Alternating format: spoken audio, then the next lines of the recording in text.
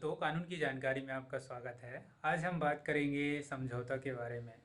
यदि दो व्यक्ति ए और बी के बीच में लड़ाई झगड़ा मारपीट हो जाता है तो उनके बीच में किस तरीके से समझौता किया जाता है, आज के टॉपिक में हम लोग डिस्कस करेंगे।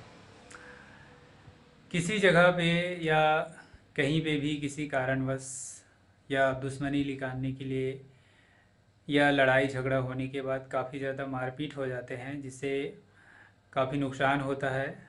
तो ऐसे सिचुएशन में ए व्यक्ति जाकर बी के खिलाफ एफआईआर दर्ज करा देते हैं पुलिस स्टेशन में। तो एफआईआर दर्ज कराते हैं तो वहाँ पे हो सकता है पुलिस अधिकारी जो है उसके बात को समझने के बाद अ, उसकी पूरे बात को समझा कि ए व्यक्ति ने बताया कि हम लोगों ने इस तरीके से कि एक छोटी सी बात की वजह से हम लोग बात बढ़ते गया और यहाँ तक पहुँच गया कि मारपीट तक का नौबत आ गया। पुलिस ने पूरी बात को समझा। उसके बाद बी व्यक्ति को लेके आता है। बी व्यक्ति को पुलिस स्टेशन लेके आता है, वो जो बताया रहते हैं उस व्यक्ति को।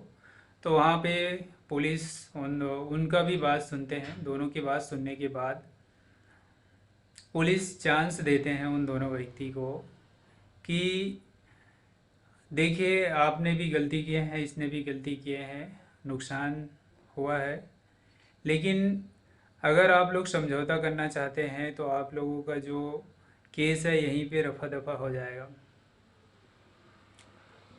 अगर समझौता नहीं करना चाहोगे तो इतना आपको कोर्ट कचहरी का चक्कर काटना पड़ेगा, उसमें काफ़ी ज़्यादा खर्चा लग सकते हैं।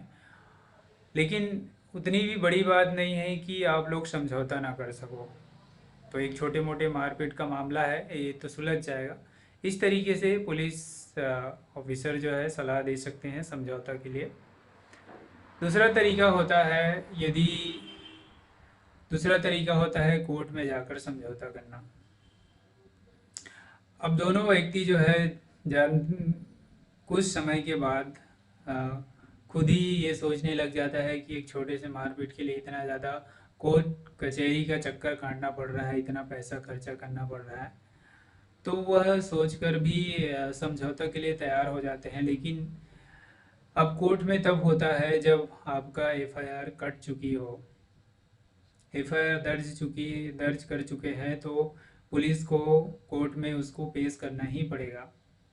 तो पुलिस अब कोर्ट में ही जाकर समझौता किया जाता है। तो वहाँ पे उसका याचिका जो है उसका और जो एफआईआर कट चुका है उसका और एक पेपर में लिख के, एप्लीकेशन लिख के वहाँ पे लगाना पड़ेगा कि मैं अपने जो है अपने पर्सनल इशू के कारण और दबाव मैं गुस्से में आकर इस तरीके का इसके बारे में एफआईआर दर्ज किया हूँ, मैं अपनी गलती स्वीकार करता हूँ। इस तरीके से एफआईआर में आपको एक एप्लीकेशन लिखना पड़ेगा एफआईआर में लगाने के लिए। फिर उस बी व्यक्ति को बुलाया जाएगा, उसका गवाही सुना जाएगा। तो इस तरीके से दोनों का ट्रायल चलेगा आमने सामने। उसके बाद आप दोनों का समझौता करा के छोड़ दिया जाएगा। तो कुछ ऐसे केसेस होते हैं जिसमें समझौता नहीं होता है, जैसे दहेज प्रताड़ना हो गया, धारा 498 के तहत